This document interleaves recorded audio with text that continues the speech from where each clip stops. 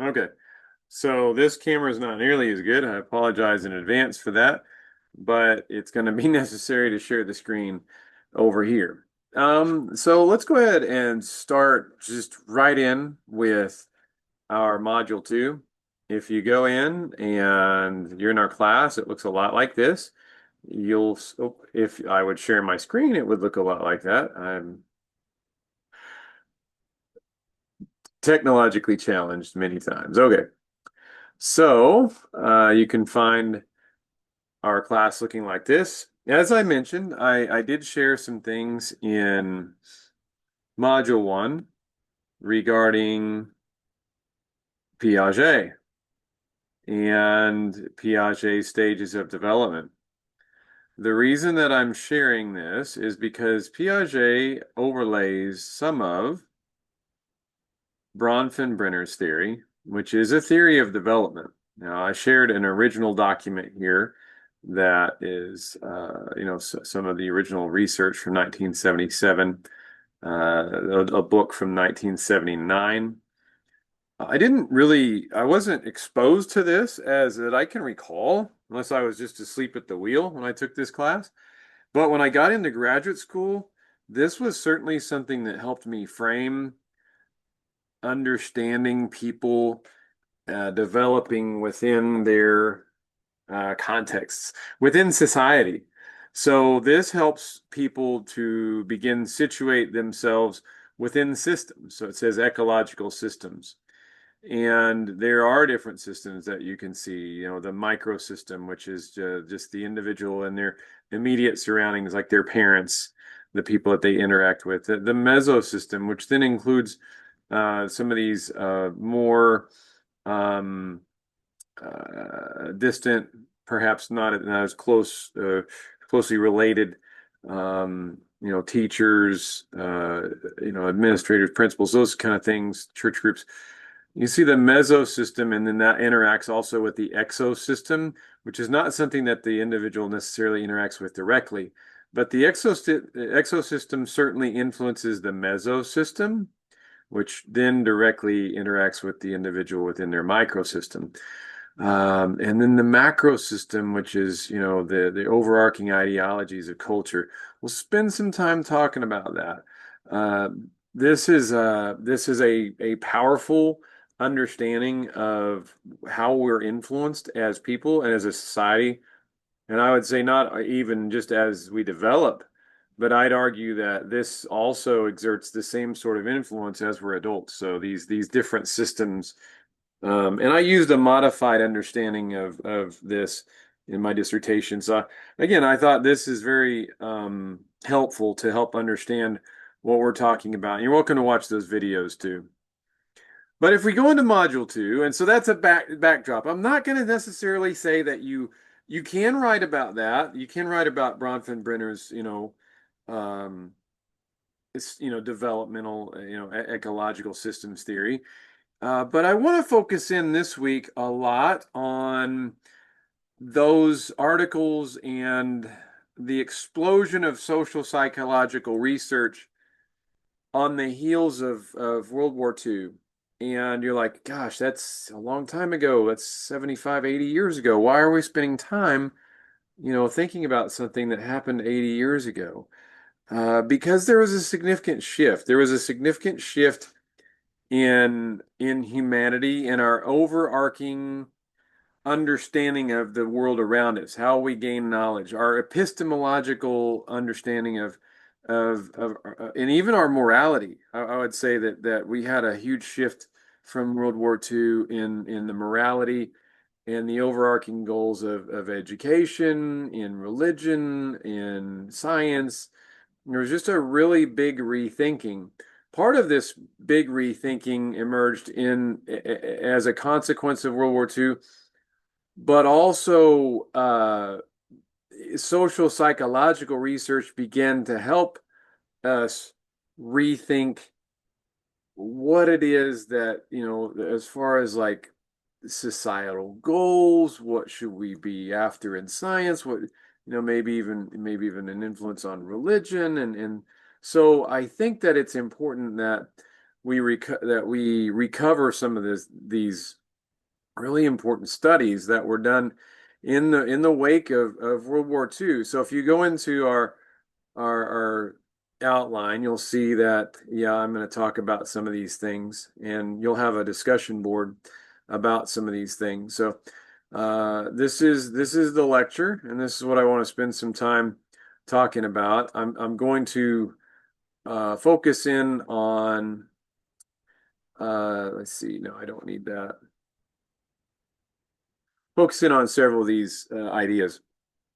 So as I'm talking about this, social psychology had its roots early on. Even Freud's talking about how he interacts with our parents and their, how they interact with us. And you have people like Adler and Jung who definitely focus in on society and ideas influencing, humanity, especially Jung as a whole. But social psychology as a unique discipline really started to take shape after World War II. And so up until World War II, the world really existed in, at least in Western culture, with a positivistic worldview. A positivistic worldview, in a nutshell, is one that says there are concrete, overarching universal truths that apply to all humans. We should be seeking these universal truths because then we can apply it objectively across the board. In other words, a one size fits all for humanity kind of idea, which was, there is a correct answer. There aren't many answers, there's a correct answer. And I would argue a lot of people still live in maybe a positivistic fantasy at this point in our world, but that's beside the point. So, kind of creating this was the Enlightenment. So the Enlightenment saw like, oh my gosh, we have all this new knowledge. We've understood the solar system. We start to understand, people. We start to understand society. We've got these advances in technology where we can, automate things and make people's lives better. And we've got these advances in medicine where we understand human disease and the body and the mind. And so there were all these scientific disciplines that were emerging, and it was thought that, oh my gosh, we're going to solve everything. Nothing is outside of our potential reach and grasp.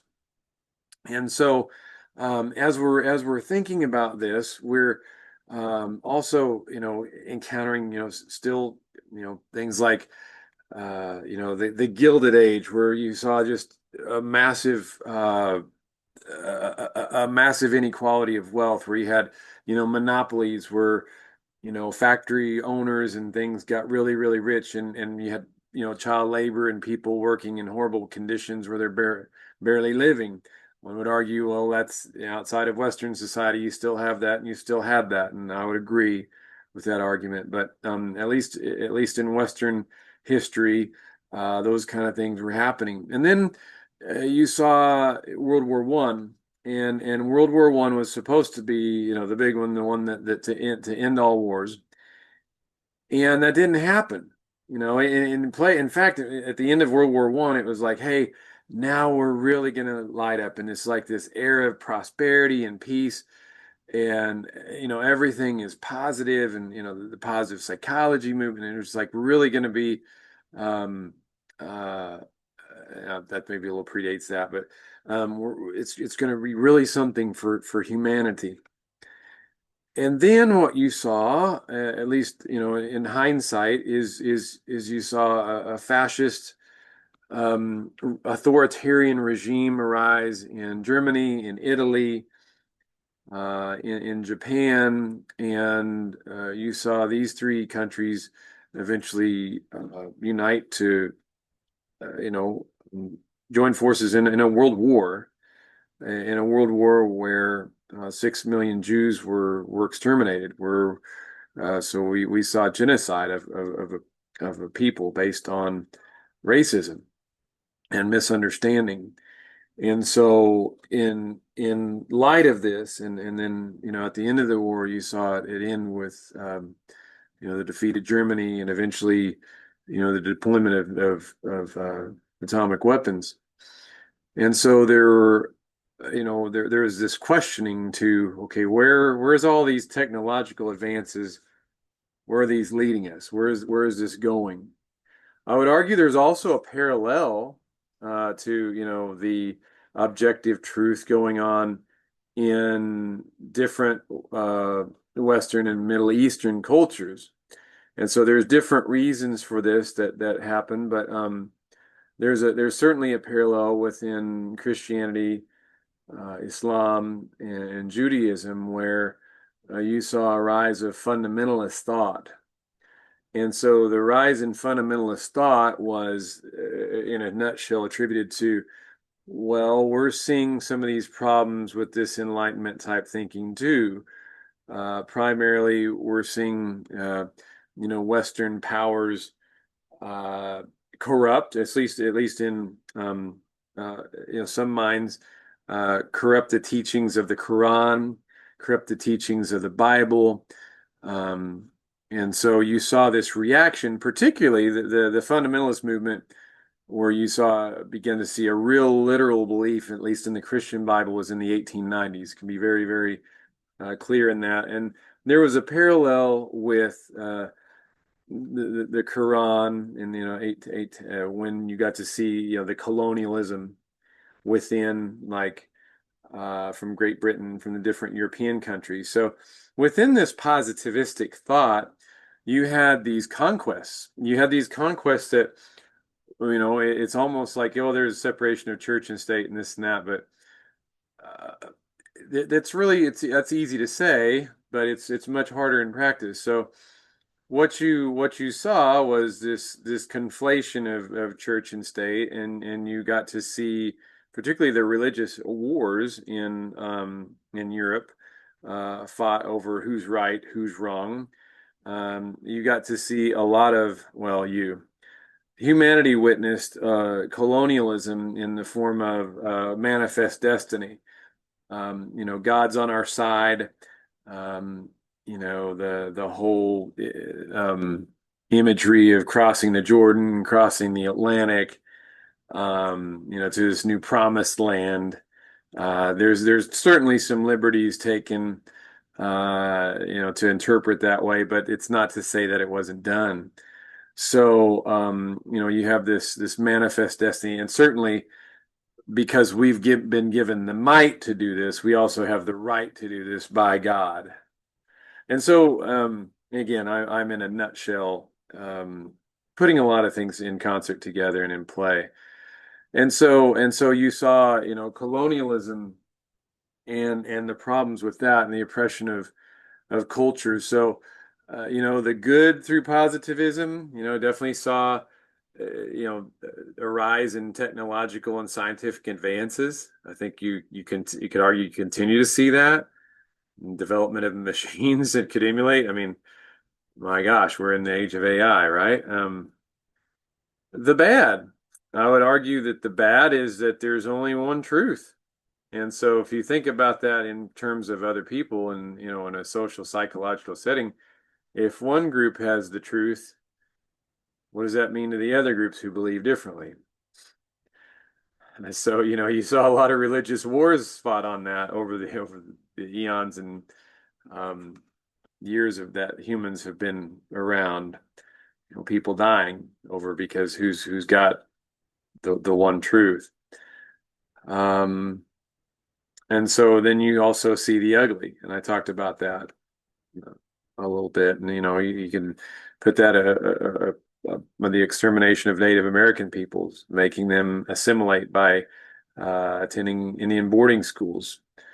You also saw the same thing in science. So science, the Germans performed horrible experiments on the Jews, trying to discern, like, what are the limits of the human body.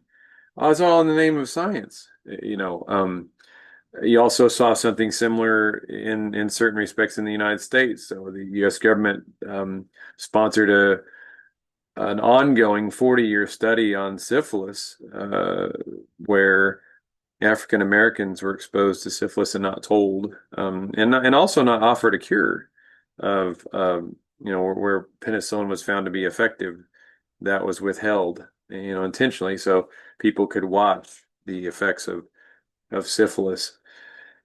And so, you think of issues of human rights, the rights of the individual.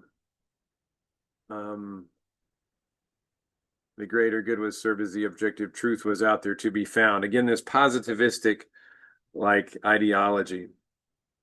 And I'd say even the field of psychology was influenced by this.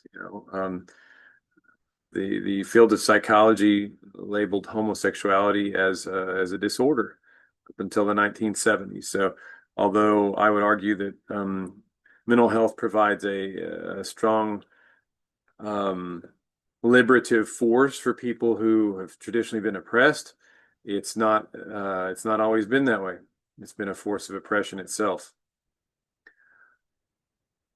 Okay, I'm gonna follow and go forward then from that.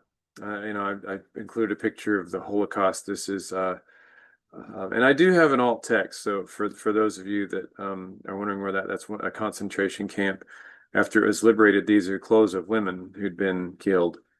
So those aren't actual corpses. Those are the piled up clothes of people who have been killed,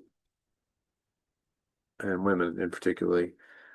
We also saw the invention, the invention of the atomic weapon, and so humankind started to struggle with this concept that we now are so advanced we can destroy ourselves and destroy everything on the planet. So again, this significant questioning of are on the right track? We've had a Second World War. Can we have a third? And I'm older now, and there's always been in the background a discussion of a third World War. You saw a lot of social psychological studies come out of the Holocaust, and in particularly, how can and there are a lot of resources out there I didn't include just for sake of space and time, but how can a country of educated people, enlightened people of Germany, or I also argue Italy, they didn't have the camps on their country, but certainly aspects of fascism in Italy. How can this happen? How can we, with all this knowledge and all this progress, how does this happen? So a lot of people tried to answer that. And so I've highlighted a few things that are important for us to consider in hindsight and also currently as we move forward. Adorno in 1950 identified something called the authoritarian personality. There have been a lot of studies that have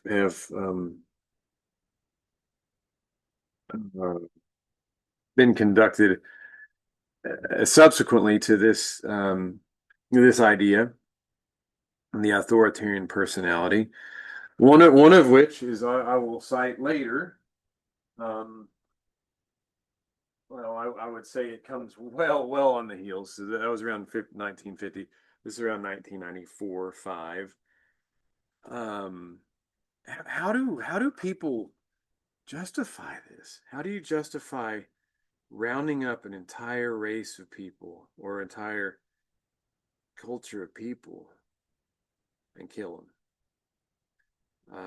And so Adorno tried to look at the personality that supports this type of thing. Is it a personality defect? Is there a subset of people that we really need to be on the lookout for?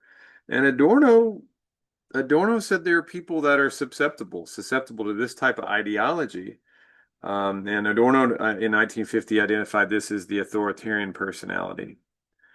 The key traits that were identified was this submission to authority, might makes right. These ideas of aggression. And there are also key traits of, we need to do it the way we've always done it. There are strong, you think about the pictures of the Nazis burning books. There's a strong force of anti-intellectualism, like people that are smart are actually the enemy. There's certainly a lot of superstition and stereotyping involved. There's also an obsession with power and toughness. Strangely enough, there's also an obsession with sex in the authoritarian personality. So, what Adorno proposed was that it has to do with punitive authoritarian child rearing. So you also saw, Diana Baumrind come up with, in 1967 with different parenting styles, authoritative, authoritarian, passive, permissive. So there's been a lot of, this has gained traction a lot in not just social psychology. That's an important one. Anyway, he suggests that authoritarian personalities serve as fertile ground for prejudice, ethnocentrism, and support for totalitarian regimes. So that study is basically saying there's these folks among all of us that are predisposed to this, which is wow, really? I mean, that's seriously, that's what the research is. Adorno was saying here. Solomon Asch, and again, that's right on the heels. That's within 5 years of the defeat of the Germans in World War II. One of the things that I thought was interesting, and I hadn't seen this, was that the some of the German people, some of the German public, were required to go view the bodies of people that have been killed in concentration camps. In other words, they were escorted by soldiers to view the bodies of people deceased in the concentration camps because they wouldn't believe that their government would do such a thing. Wow, seeing is believing, right? Smelling the dead, rotting flesh of other humans to get you to jump into reality that no, your government actually perpetrated this. Your side actually perpetrated this. I don't know, that stuck with me today as that's something new I encountered today. Um, Solomon Asch. Solomon Asch is think about the line experiments. I'll put some videos up of these too. So, he'd show two, like he'd have five individuals. He'd bring in a person who was the subject, not knowing that they're in this group, this pressure to conform, and so the person who's unknowingly part of this experiment sits and watches lines on a screen, and so they vote out loud whether the lines are the same or they are different. It's very simple. Either the lines are equal, so it's factual, or one line is a different length. And so it's very, if you watch the experiments, they're very obvious what's correct and what's not. And what Solomon Asch found is about 30% of the time, people would get influenced by the group and it just wanted to conform to the group. They would deny the evidence of their eyes and say, nope, those lines are equal. So again, this group conformity. So Solomon Asch thought maybe it's just because people went along with it, they didn't want to rock the boat. Now, this is 6 years after the Holocaust ended. 6 years. It's not very long. There's a lot of insight from these folks trying to figure out exactly what happened and how we can not do it again. And so Ash's work, and there's also people started to believe too. I think about 20% of the people, 17% or so, actually believed because the other group members said, "Well, they're the same length." Actually believed they were right. They just went along with it and thought, "Well, I'm wrong because these five people thought it was right." So the power of groups started to really emerge as like, wow, this is important. This is important stuff because now we're understanding how and why things happen like they did and how these horrible things over time came to be.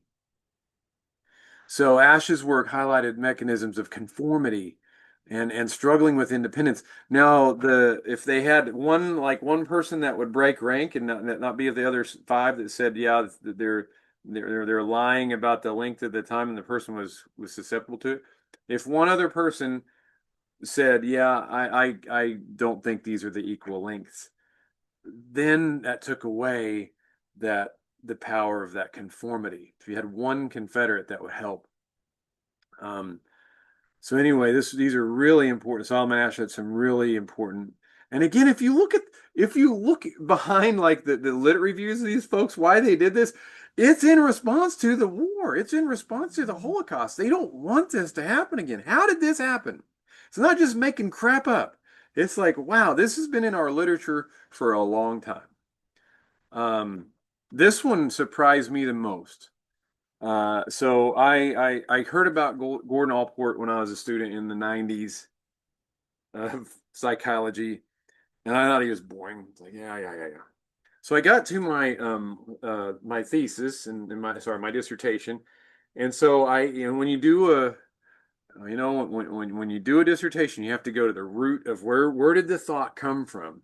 And so I went back and I bought this book and I dog-eared it and I've got it marked in several places.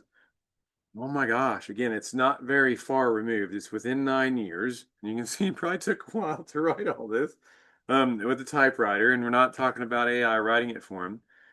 So Allport explored psychological roots, manifestation, consequences of prejudices. There have been so many research articles and pieces of science come out of Allport's thought processes, and most of the time it's right on. I mean, it's just spot on. Really supported over time by the literature. Major themes from Allport is that we really develop our prejudices through social learning and cultural transmission. What is it that our culture is telling us? It can be maintained by personality factors. Again, kind of a co-audience with Adorno there with authoritarianism and situational pressures. What he found and what has been replicated in around 500 studies with over 250,000 people that most of the time around 90 last one I saw is 94%. I'm not making that's an arbitrary number. I can go back and find it. 94% of the time in these studies, contact between groups under the right condition can reduce prejudice. This is called the contact hypothesis. So if you have people that contact each other, actually connect on a human level, I'm not talking about on the internet. I'm not talking behind a screen. I'm not talking behind the distance between this. I'm talking about real interaction where people are in a mutually respectful environment, decreases prejudice. He framed prejudice both as an individual phenomenon and a social problem. Um, I can't. It's hard to overestimate the impact of this. Um, Robbers Cave experiment that actually happened in Oklahoma. You're welcome to read through this. I think I actually included the study by Sharif.